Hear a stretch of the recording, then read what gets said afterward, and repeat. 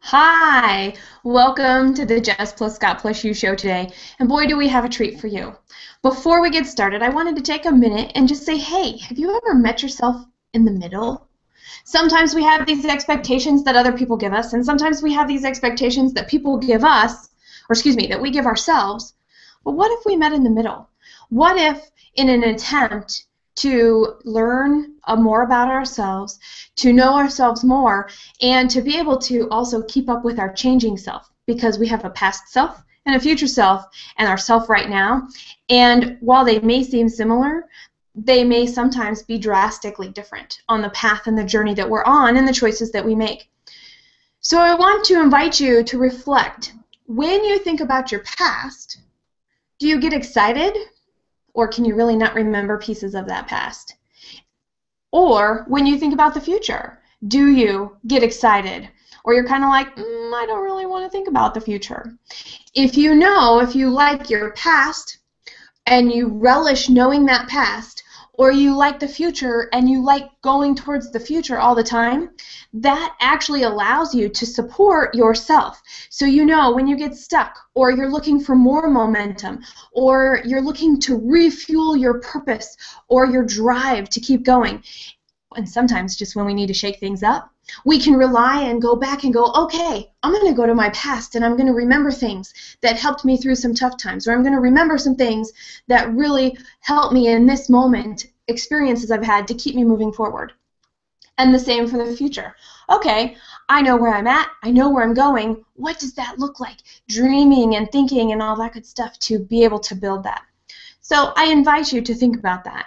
And the reason I was thinking about this today is because it is a Jess and Scott, the Scott Point, Jess Counterpoint show, and we have an amazing host who loves to break all the rules, Phil Boyer, and you'll meet him right after the open.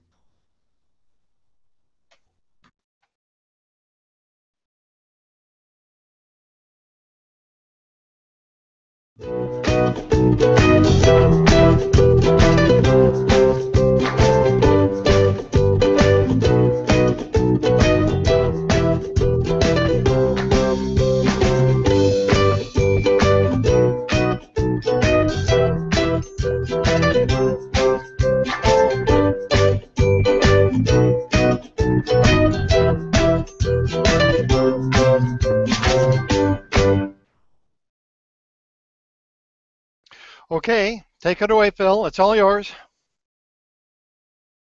Unmute. First, I want to thank you guys for inviting me to crash your show here and take it over and have some fun. This is going to be a blast. We are going to break a few rules today,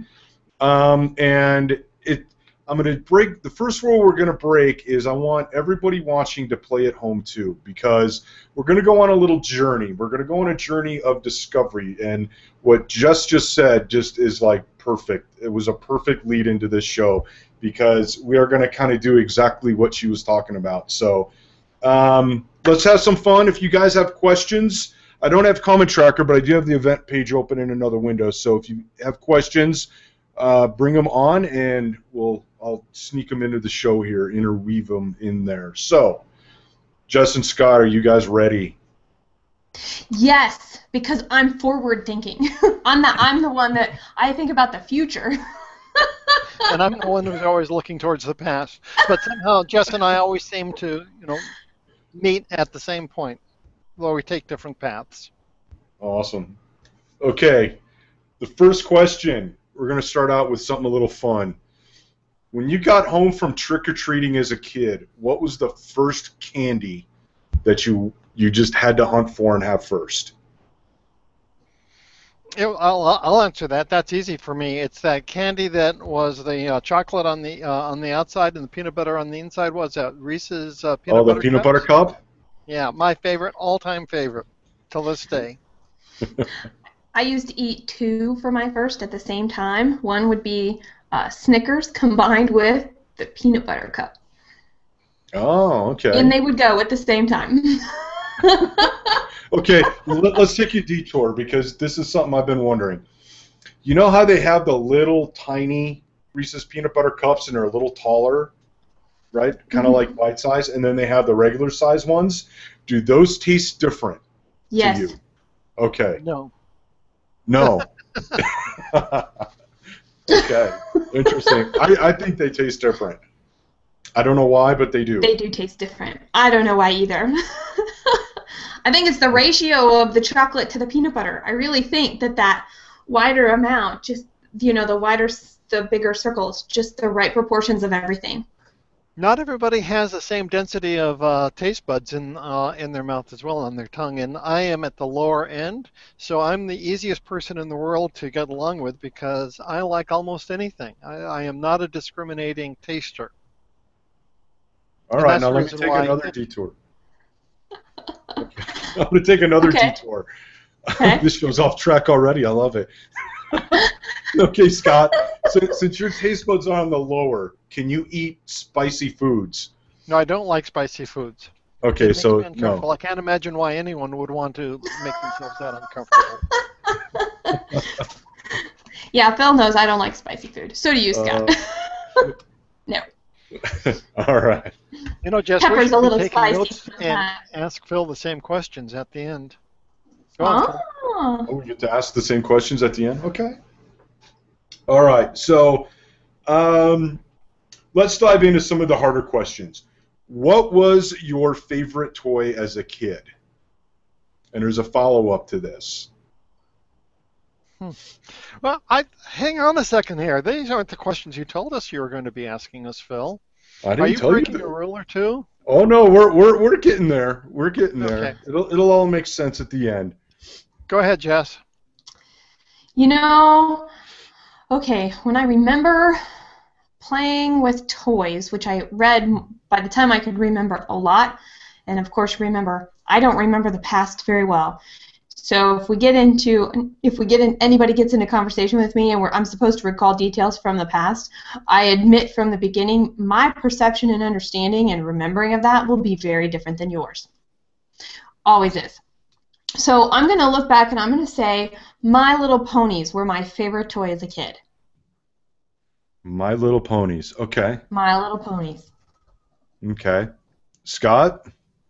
There was a device that was a wire frame that looked kind of like a J, and then there was a wheel with magnets on either side, and the wheel could go up and then down, and you could get that wheel to go back and forth, and that was my favorite toy. Oh, I have one of those, Scott. I'll let you borrow it sometime. I'd love that. Yeah. You bet. Will Carter share with me? I think I have two.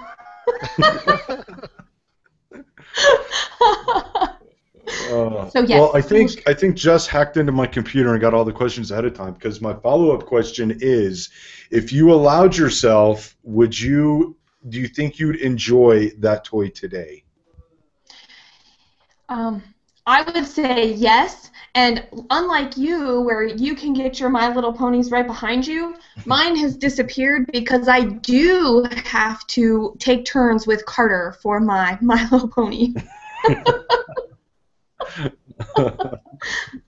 Very cool. And it's not in here right now. Yep. Okay, hold on though. You can't use kids as an excuse, right? If you were single without kids, I'd still have that My Little Pony. It would have still come my path the same way. So no, it's mine. Don't get me wrong, it's mine. Okay. I just have to share because somebody else thinks it's his. It's his. Okay. It's mine. It's his. It's mine. All right. Okay, Scott, how about you? Well, I'd still enjoy it. You bet. Cool. All right. Hold on. Johnny, I'll take you up on that because behind My Little Ponies happens to be She-Ra! And I have an imaginary headband and the wrist thingies, and I'll take out your Skeletor any day. I don't know. I have to go with Skeletor would destroy My Little Ponies. I have to agree with him. Dust. And a lot of sparkle. What's that?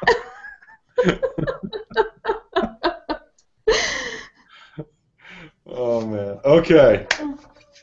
What was your favorite band or song at age 14?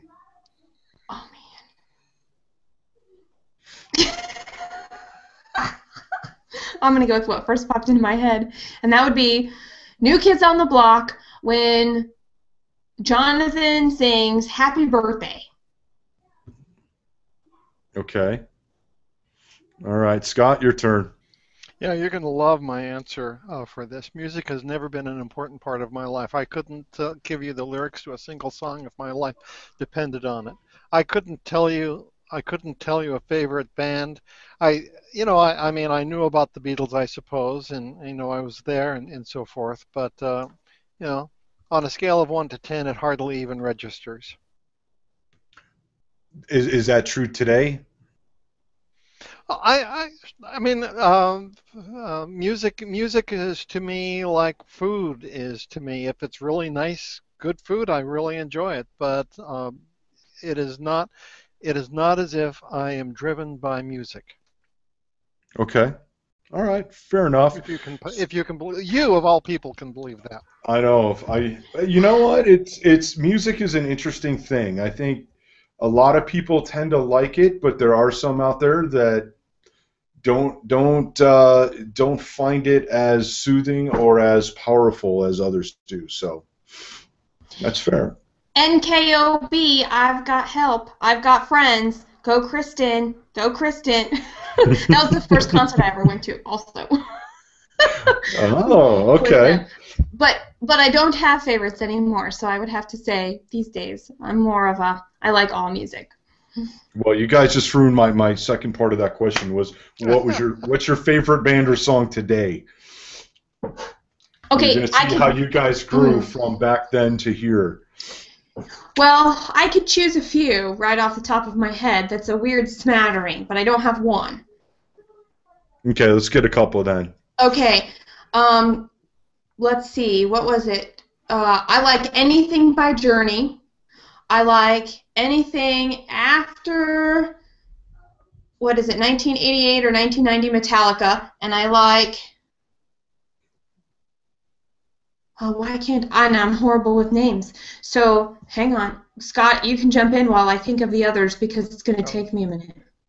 You see, this is my nightmare scenario because generally if I just say nothing, then I can get away with it. But Phil is putting us on the spot, so I enjoy. There's electro jazz. Is that something that's going on nowadays? Michael has introduced me to that, and I really think cool. It's pretty cool. Okay. Yep. Eminem. That's the other one I was gonna say if I had to pick three. M&M's. Yeah. No. We're back to candy now. Yes, M&M's too, but also Eminem. Cinderella Man. Right. I listened to that last night. I needed a little bit of a so fuel. You like new Metallica? I do. Old Metallica. Since the Black Album. Yeah. I know that's what all Metallica fans said. See you later. This pop stuff has got to go. Well, they came back a little bit. I mean, they came back a little bit after, 2 albums or so. But I do like their older stuff also. Yeah. Metallica is what got me into metal. I was a freshman in high school, and a buddy of mine brought Kill 'Em All, which was their first record, and that just blew me away. And I went from listening to Journey and Foreigner to Metallica, and it just spiraled out of control, and now I'm the metalhead you see before you today. So it all started with Metallica. And the rest is history. The rest is history. No spicy food and no music, says Mark Barris. Yeah. Geez, Scott, I'm telling you. that was for you. Yeah. Okay, let's see. All right, this one will be interesting. Okay, as a teenager, what was the one thing you did or wanted to do while your friends were off doing something else? So, in other words, what is the one non-teenager thing you did when all your friends were out being teenagers?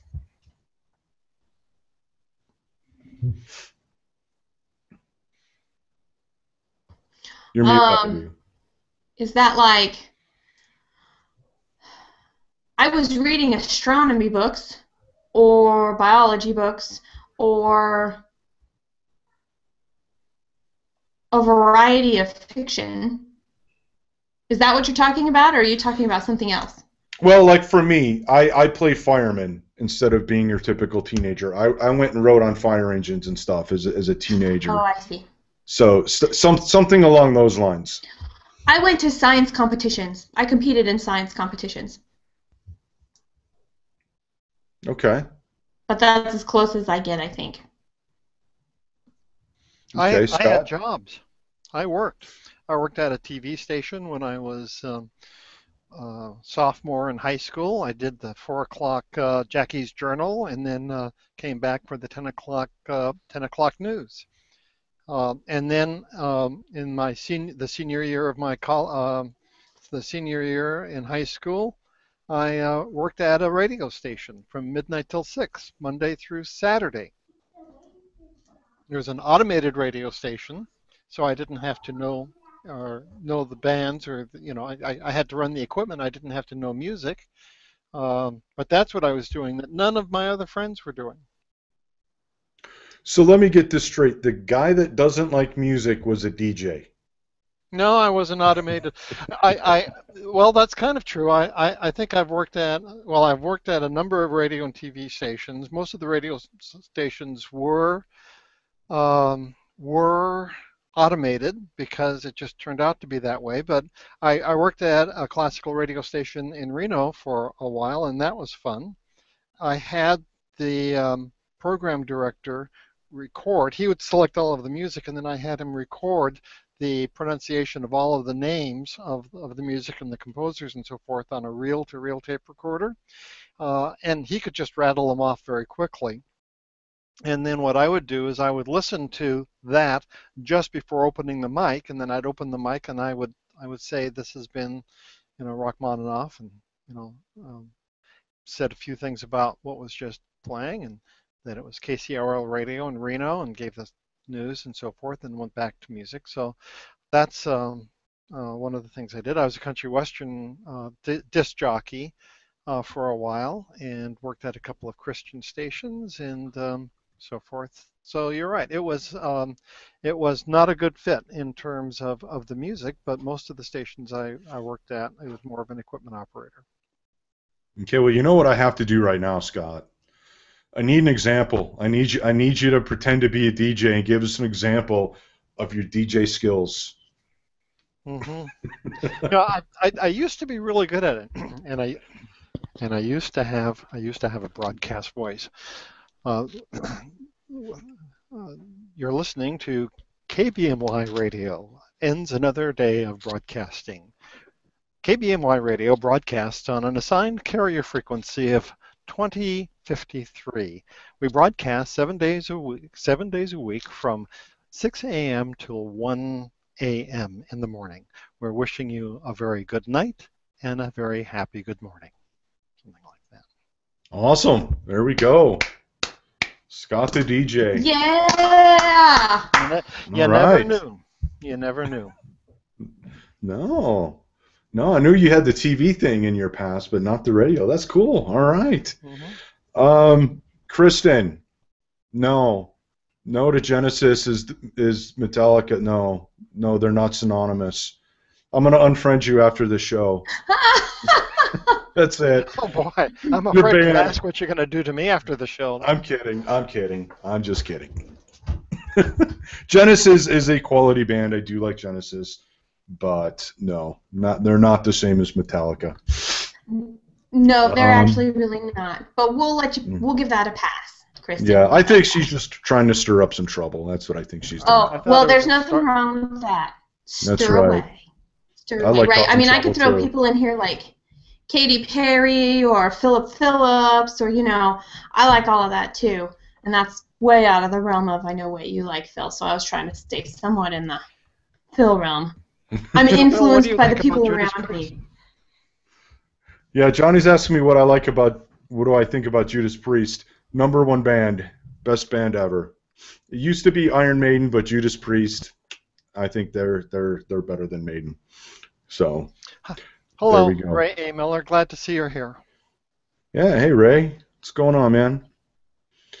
Okay, and remember, guys, if you have questions, throw them in there, and I will work them into the show. Okay.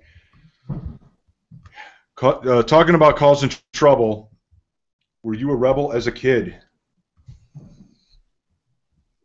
No, I was a goody two-shoes all the way, through and through.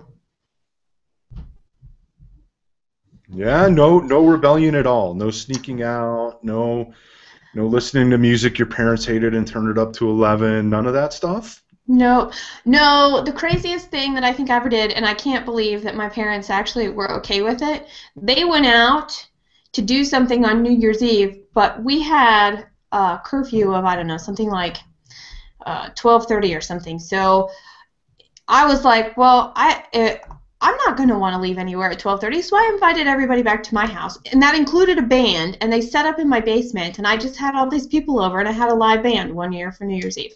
That was something that was as close as I got, but my dad and my mom thought I was hilariously awesome.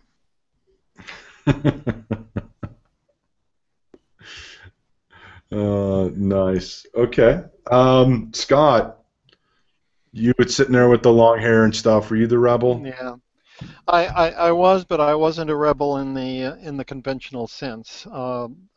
So my self-image has always been that I'm a revolutionary, and if I were to spout out my true politics and my true religion, deep core, people would agree with that. But I generally believe that it's better to strive to work within the system to try and overthrow it than to do otherwise. So I don't have the trappings of a rebel or a revolutionary. Okay. So would you be considered a bad influence among your circle of friends? Circle of friends? Oh, no. I would like to think that I am a bright shining light. I'll give you an example. In 1968, there was the moratorium against the war, and I was in high school at the time, so I felt that the war was not exactly right, but this was in the middle of Montana. So I was going to organize a protest. I think this was March 15th. And we were going to wear black armbands and hand out literature in the parking lot. And the principal of senior high school in Billings brought us all in there, all 5 or 6 of us, and I was one of the gang leaders. And he said, if you do that, we'll suspend you. We'll expel you from school. So so much for the First Amendment. What we did was I went down to the local clothes store and I bought a black shirt and black pants. I had black socks and black shoes. So we wore nothing but black that day, and we encouraged everyone else to, and a couple of faculty members did that. And then we mimeographed off some literature. And what did we do? We stood out in the middle of the Grand Avenue, and as the cars made left-hand turns to go into the parking lot, we handed out literature. So that's how much of a rebel I guess I was in 1968. Okay, and I'm going to pipe right in and say welcome to the Jess plus Scott plus You show. If this is your first time joining us, this is a special that Scott and I do a couple times during each season where we get to become the guests of our own show. And this year we are inviting other people to join us and ask us questions and lead a conversation. Now, on other shows that we do, what we do, and this is for you, I'm going to say your name wrong. Farnaz, Parsi, something, okay. So I am speaking to you at this particular moment, and that is we are having conversations that are with real people that have passions about whatever they have passions about, and we bring them together to talk about different topics that relate to us as people, as a community, in our personal lives and our professional lives. Okay, back to you, Phil. Back to me. Oh, I have to hang on, not quite. I have to. Oh yeah, go ahead. No, you sure? I can wait. Yeah. I'm all good. Nope. Go. Okay. It's all good. Right. You're the host tonight. I'm the host. Okay. Kristen, she didn't mean Genesis the band. She was talking scripture. So there we go. In all our minds on music, we're thinking Genesis the band. So and all right. That it was the Star Trek experiment that went bad. There we go. All right, so nice save, Kristen. You're back in my circles again. Okay. Um, let's see. I think Pam has a question. What was or is your guilty pleasure TV show of any year? Do you have one, Scott? Well, you said of any year, and I'd have to give that a little bit of thought. But what popped into my head immediately was Breaking Bad. It's this new phenomena of binge watching. You get involved in something like that, and you just watch one after another, and then all of a sudden 3 days have gone by, and you wonder we wonder what happened to you. I'm with you on that. My binge watching shows, once I discovered them, one was Downton Abbey, and the other was The Good Wife. Oh, The Good Wife. Is that something that you'd recommend for me, In a Jess? heartbeat. In a heartbeat, yes. Okay, well, you've just ruined another weekend. The Good Wife. Maybe more.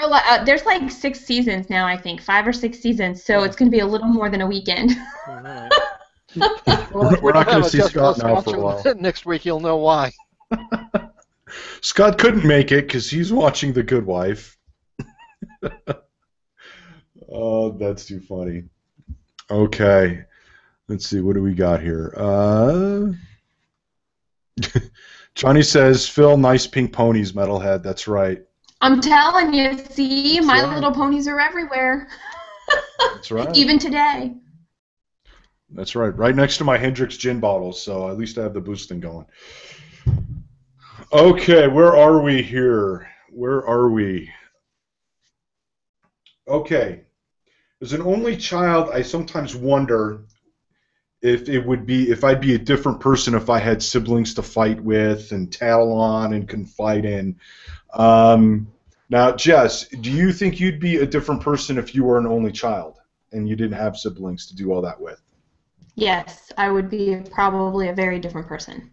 Especially since I just found out I happen to be the best big sister ever, and I was recruited to talk to one of my sister's children who is also the oldest, and she's also a girl. So I was very honored to get a text and follow-up phone call that said, I need you to talk to my oldest because I only know how to be the baby, and I only know what it's like to be the baby. So could you talk to her about being being a big sister? And I was like, yeah, okay. So that was pretty cool.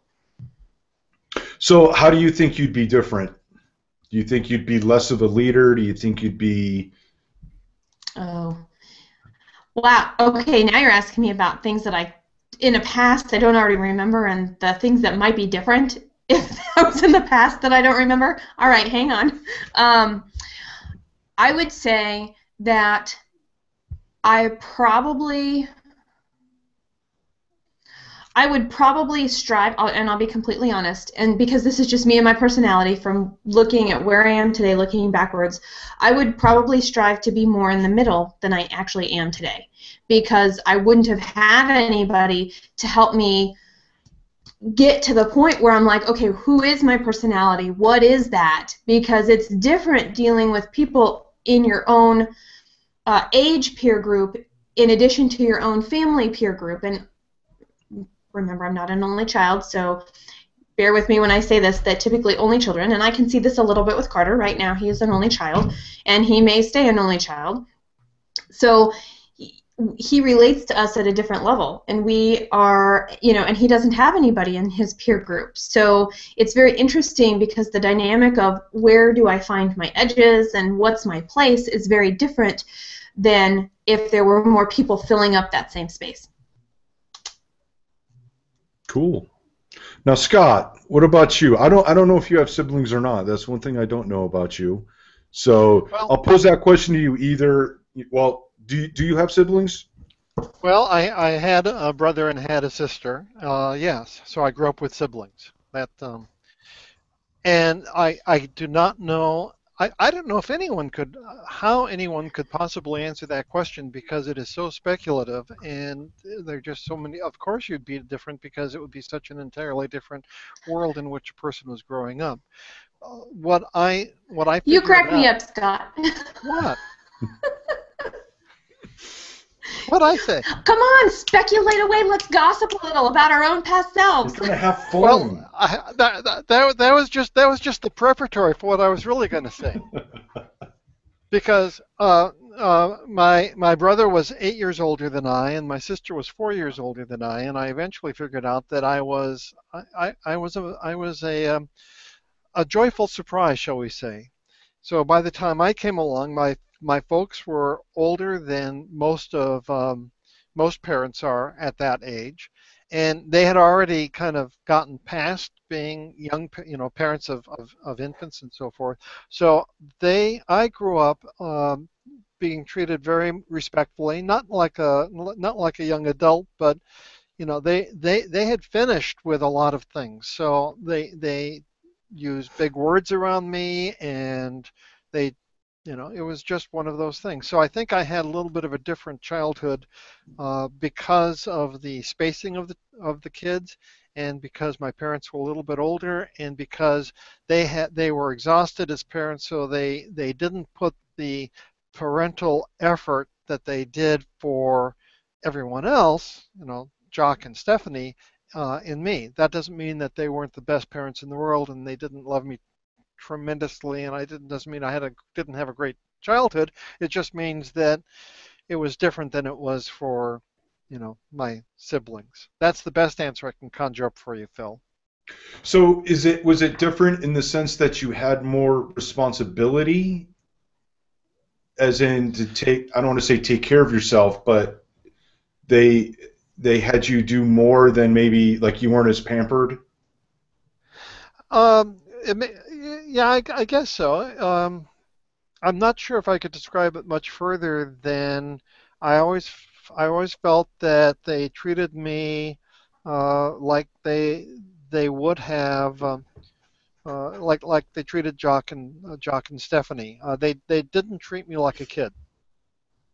Okay. Appropriately. I mean, they treated me appropriately, but I didn't feel as if I was a kid. I felt that I was just a person, and it just felt to me that they were going to say, okay, well, we've got one more kid along the way, but we're getting on with our life. Gotcha. I can understand that. Being a parent of four, by the time you get to that fourth one, you're kind of done. So I can relate to that. And so for example, when halfway through my senior year, my folks had left and they'd gone to San Francisco. I was still stuck in Billings, but I was on my own when I was in high school, last year of high school, Oh wow. and that was my choice. One of the biggest, I wouldn't say it's one of the biggest mistakes, but one of your questions was something about you know things that led us to be who we are today. And I had a choice to go to San Francisco at the height of the flower power, and I chose not to. And that was huge. They did, and they turned into wonderful people living in the middle of San Francisco. Very cool. All right, this one's from Mark. This question here: describe the events of your first public appearance, either in front of people or in the media.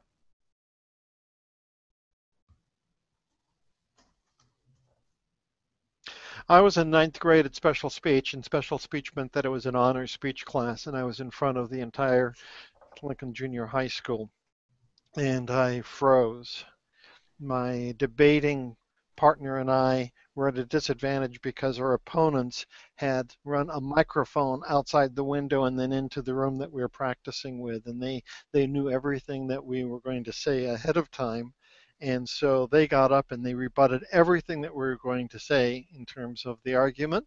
And then I stood up and I didn't have anything to say.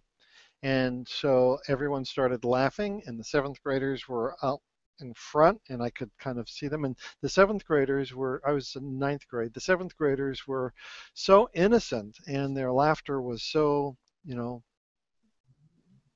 not, it was kind of a nice, embarrassed laughter as opposed to a cruel one.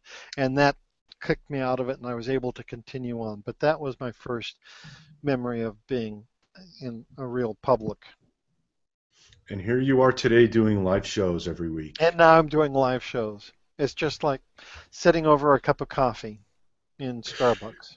So after that incident, once you got out of it, were you able then? Did you ever have that kind of freezing up again? Were you ever like really nervous, or did you just go through that initial thing and then you got over it, and then from then on it was just getting better and better and better? Was in drama in high school, and I can remember being super nervous before going on stage with whatever part I had. It's a little bit nerve-wracking when you're new on a job at a radio station, and you go in and you expect it to go, but it gets better after a while. Life gets better every year. So, and I would like to believe that I'm past it by now. After a while, you just don't care. You just don't care. You just don't care. It is what it is. Oh, that's my saying too. I love that. It is what it is. That's right. I love that. How about you, Jess? Well, it had to have been in Girl Scouts, and it had to have been in grade school, but beyond that, I don't remember. I do remember in junior high, I took a speech class, and I was scared out of my mind, and remembering the talks, I had to do a 3-minute talk, was incredibly scary to me. My favorite of the 3 talks was actually the one that I had to do in this speech class, was the one where I got to make something or put something together. So here I was. It was like an in-person cooking show, and I remember making a fruit pizza out of sugar cookie crust and putting it all together. And then, of course, because I did all of that, the class got to eat it at the end, and of course I was the hero of the day. So that's definitely something I remember as being a positive.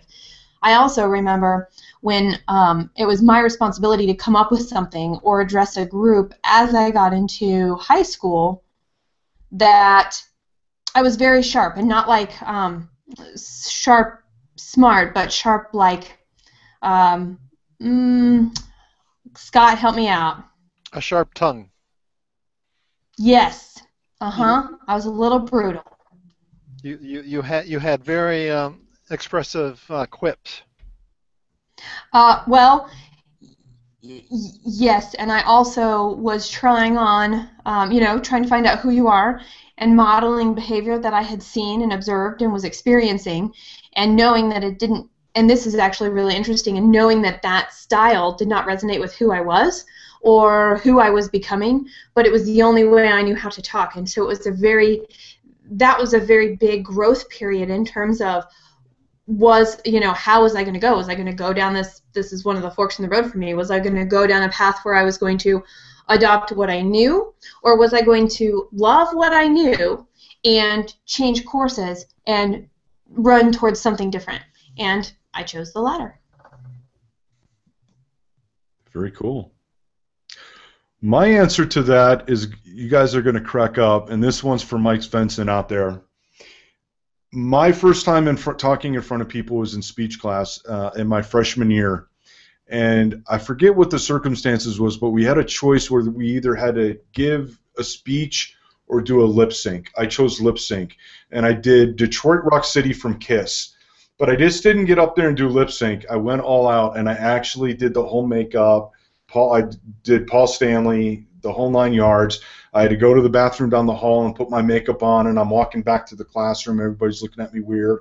I walk into the classroom, and the whole class is like, who is this knucklehead in here dressed up like Paul Stanley? And the looks on their faces made me really nervous, and I barely got through, and it was towards the end of the class, and I didn't have time to finish the song, and it was just very nerve-wracking, and I don't even remember what grade I got on that, but that was my first experience talking in front of people. So, yeah, I made it pretty bad for myself. Well, you should do an encore. No. On an HOA sometime, a lip sync. Maybe No. maybe after a couple bottles of vodka, maybe you guys can talk me into that. Or put on my blue wig and you play mod. Oh, there we go. That would be a lot easier. That would be a lot easier. So it's not quite lip syncing; it's following a script. Yeah, that would be fun. Or I could lip sync to you doing mod. I could Oh, dress up as that. Maud and lip sync your words. I like that a lot. Glancing at the comment stream, and you're asking some pretty good questions, and some of the audience is coming up with some pretty good answers. Phil? Yeah, let's see here. I'm freezing. Zara says, my first piano competition, sat down to piano and went blank. I had recitals before, but the competition was a big deal. Yeah. Let's see. Johnny, forgot to play the Star Spangled Banner, something I can play on a harp in my sleep. Let's see here. Yeah. Okay. Oh, geez, we're running out of time here, so we better get into it. Oh my gosh. What is the one event or person that has a significant influence on your journey so far?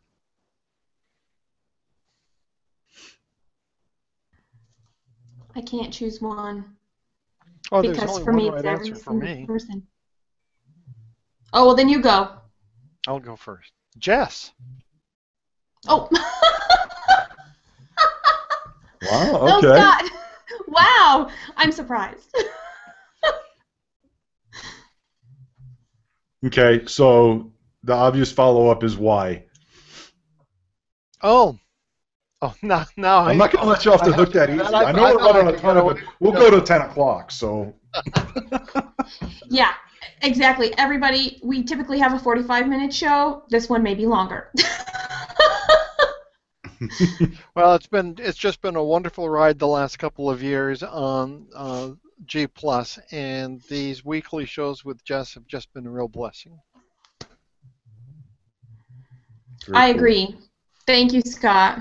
And right back at you. Although I do count you as equally as important as Phil, everybody in our audience, everybody that's going to watch this later, and everybody I know, and everybody that I don't know. So I think everybody is incredibly important to my journey, because whether I meet for a second in the grocery store or I pass somebody and smile when I'm out taking a walk, each one of those defines where I'm at, who I am at that moment, and what I can become. And it wouldn't, if it weren't for every single one of those moments, I wouldn't be who I am today, and I wouldn't be on the journey that I am in the future, going to in the future. The light in everybody makes me me.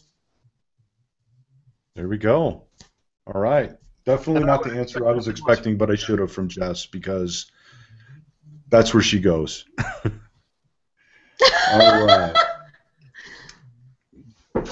No, I love your answers, and Scott is right. You have this influence over people that I don't know how to explain it. I don't know how to put it into words, but you have this air about you that you suck up everything, and you don't isolate things. You bring everything into the equation, and so that's really cool. So I should have known that, but okay. Where are we? Okay, this one's a bit complicated to explain, so bear with me. How has being a parent influenced your journey and your destination? Now, I know everybody talks about being a parent changes everything. We have all this extra responsibility and all that stuff. I'm not talking about that part of it. I'm talking about the part that the child and what that child brings to your life, watching the child and what they do and seeing how they look at the world. How is that part of it changed kind of who you are and where you're going? Okay. You want me to jump in on there, Scott, first? You go first, please. Okay. I have always loved the most unusual things that I find. One time I was driving to Yakima for a day of training, and on my way I'm thinking about all the things I'm going to say, what should I not forget, and I drive around this corner and I look over at this field, and it's like, this is like 6 o'clock in the morning, and I'm like, why are there kids out on the big wheelie sprinkler systems in this field at 6 o'clock in the morning? And I look closer, and it turns out one of those kids had a white head, okay?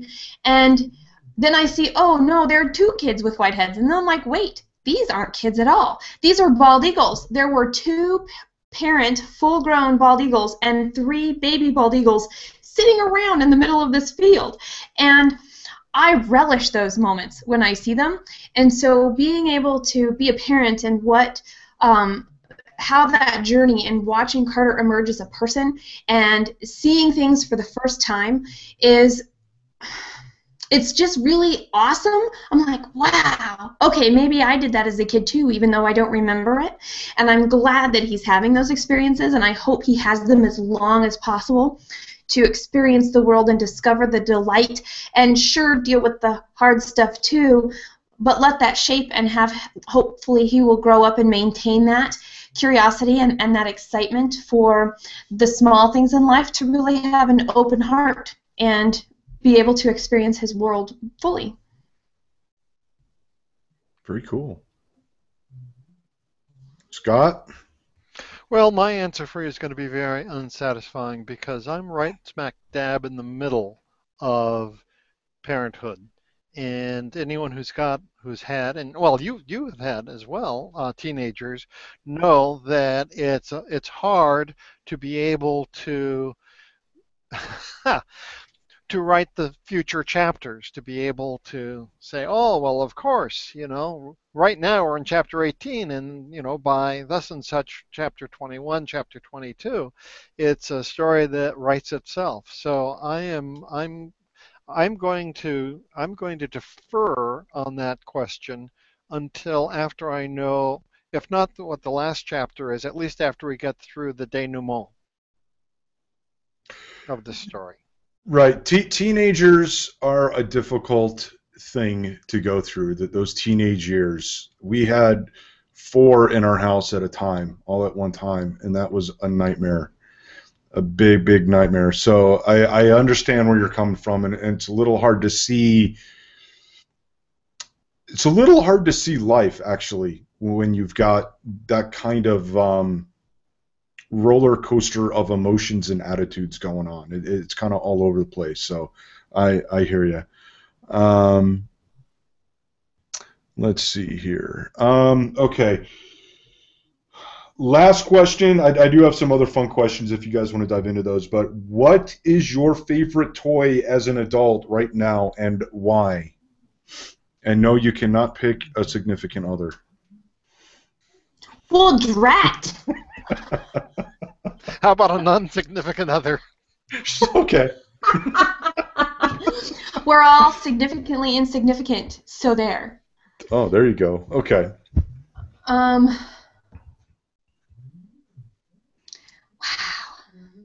I don't have one. Oh, come I on. know. I don't have one. No toys? I do. No toys. The closest I get would be my Vitamix, because it's used every single day for bulletproof coffee and smoothies. Yes, those are quite fun. They are quite fun, and I can make soup in them, and I can make gravy in them, and I can do a lot of things with it. So the little bit that I cook, it's the easy. Phil, you actually gave me this phrase.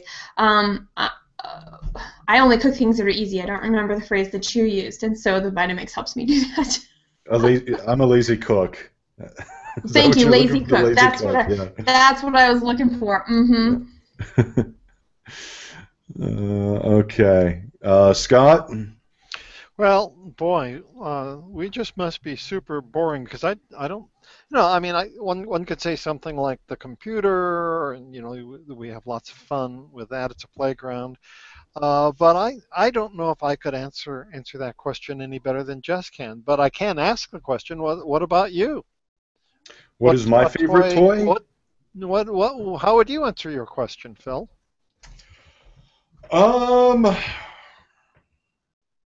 I would have to say playing cards. Playing poker with my kids. Really? That's fun. Yeah, we do a lot of cards and stuff at holiday time when we get everybody together. So yeah, I would have to say cards, playing cards. Which was actually, I grew up with cards though too, so that was actually after Matchbox cards and Legos, it was playing cards. I would play canasta and stuff with my grandma. So. Way cool. Way cool. That's very cool. Double Dog Farm, they are shoestring gardening on a KISS budget, says their forest garden is their favorite toy. I think that's pretty cool. See, I don't have a toy. I'm not as about things. I'm more about experiences. So if I can go out and do something, you know, like if we go to the Children's Museum, or if we take a walk, or if we discover some animal somewhere, like this weekend, I was able to take video of groundhogs making their noise, but I wasn't able to actually get said groundhogs on video. So sometimes I think Carter wonders if I was doing it just holding my phone over a hole and making a noise. Oh, that's awesome. But they're fast little guys, and they don't like you to get too close. But I was trying so hard. You know, creating those childhood memories, you've got to be pretty careful there, Jess. Yeah. I know, right? But you know, we can bend the rules a little bit. I'll take experience as a toy. I mean, that's, you know, okay. I think, you know, as we get older, we like to do more things and not really like stay inside. We want to experience things, so I'll go for that. Okay. I'll accept that. Okay, so you guys want like 2 more just random, fun, weird questions, or do we want to end it since let's do it? All right. We'll start with this one. This has a bit of a somber note, but it's kind of interesting at the same time. If the USA collapsed tomorrow, which country would you flee to? That's tricky. Because isn't there, and I don't have a real answer for this, I've never thought about it before, this is totally off the cuff, and my question would be what would be, do I flee? Would you flee? That Let's I say don't you had know the to. answer to. If I had to go, if I had to go. Absolutely had to, there was no choice, you had to flee.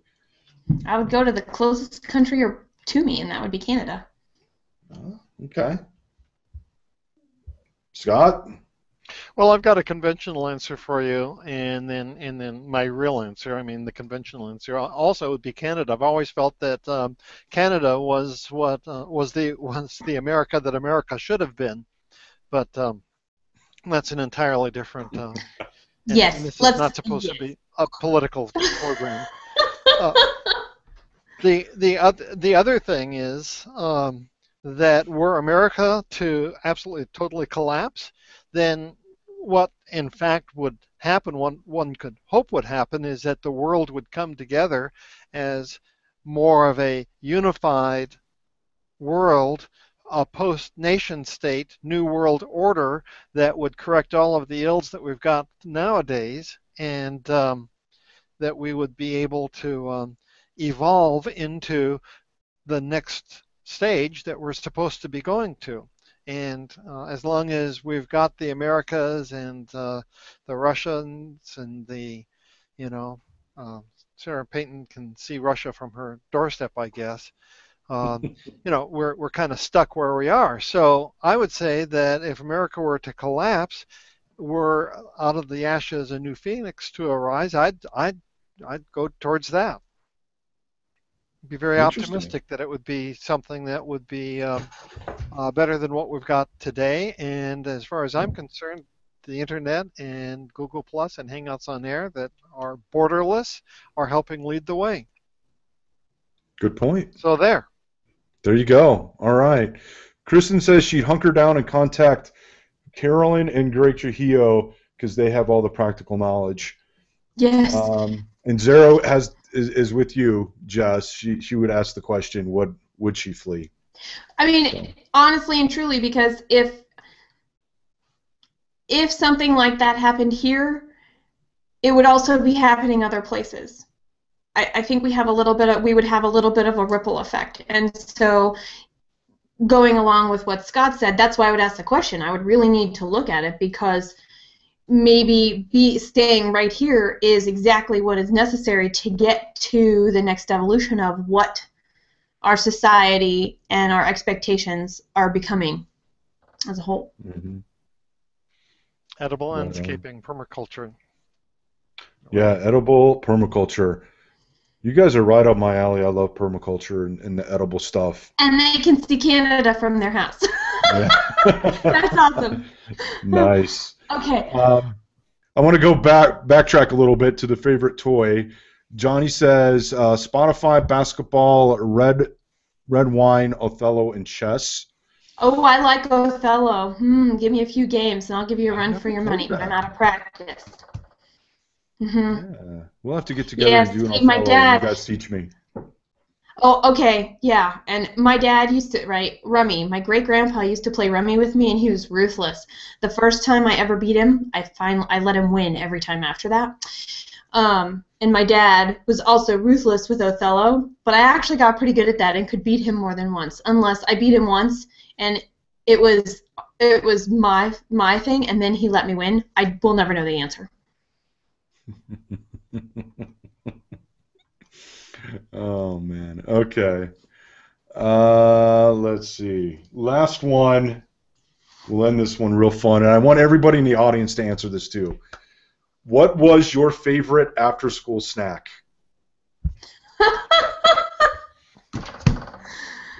Okay. Do you remember, Scott, offhand, or do you have to think? I'm thinking. Okay. It was one of the boxes with the little girl on the front, and they were the oatmeal cookies with the cream in the center. Little Debbie. The Little Debbie snack cakes. Yeah. Mm-hmm. Mm-hmm. But they weren't the chocolate ones. They were the oatmeal cookies. So they. Right. I know exactly what you're talking about. Yeah. Yeah. Okay. So they are called Little Debbie's. Okay. Yeah. I used to eat the little white octagon things, the cake things. Uh-huh. So yeah. There we go. Scott?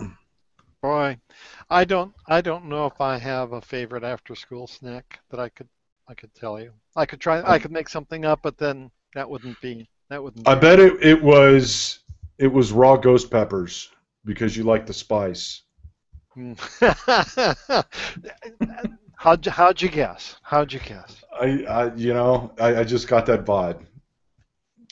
Mine was I would come home and I would take that block of Velveeta cheese that was so nasty but so good, and a jar of salsa, and I would put it in the pot and melt the cheese and mix it up and make this nacho cheese sauce, pour it over some chips. That was my after school. Oh, that's snack. awesome. See, I also did the Velveeta cheese in on top of bologna, and the bologna would curl up into a bowl after when you fry it, and it would melt the Velveeta cheese, and I would kind of scoop it all up and eat it all at once. Oh, that's awesome. Yeah. Fried bologna that stuff's awesome. Yeah. Well, I can remember on cold winters we would pop popcorn in the fireplace. Does that count? Especially this time of year? Sure. Why not? There you go. Popcorn. I'll go with fireplace popcorn. Fireplace popcorn. There we go. Let's see. Pam says Oreos. And I don't know if Johnny's answering this question. He says Star Crunch. I don't know what Star Crunch is. I do. Go, Johnny. Yeah. Is it a cereal? You know what? If I'm remembering it correctly, the answer is no. It's more of a thing. But he may correct me, and I may be remembering something different. Okay. I love Mark's answer. My mom's wine when I was in high school. Yes. The truth will be told now, right? I love that. That's so funny. Kristen went straight to dance class, so it was only water. William Rock, quesadillas with lots of hot sauce. There you go.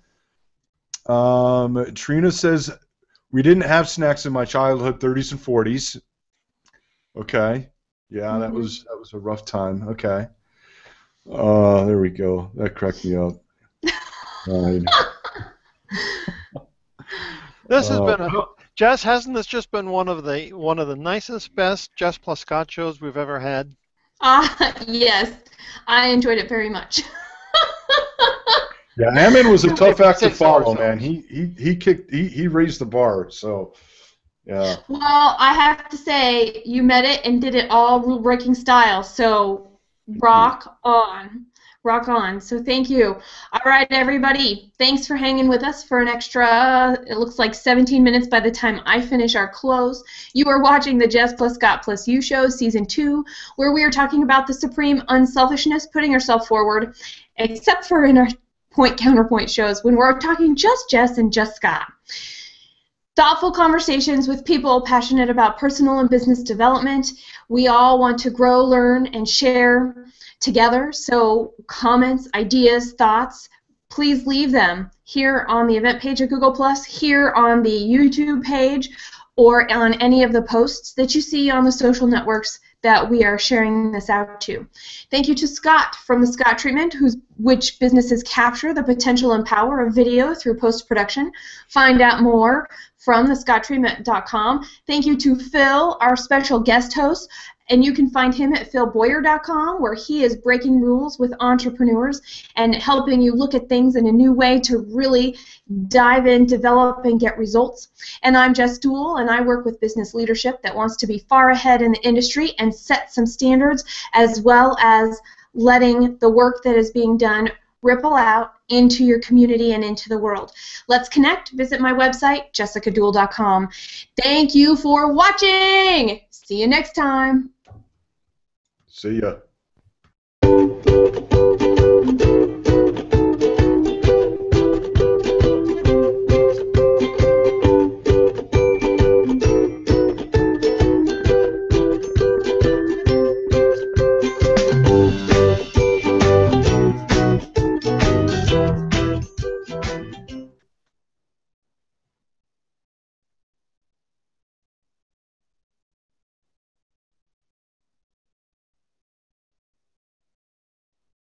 Oh, it did it to him too. And we're still live, so we're going to have an on-air green room until he comes back. You know what? I think it might cut it off. Ken's been having this problem too when we do our show. It kicks him out, and it says live, but it actually does stop it. Okay. But we're still showing live on the event page too, so we'll see. You know, I have to tell you, Phil, this was a really hard one for me because we spent so much time in the past, and I was like, oh man, am I even going to be able to pull stuff out of my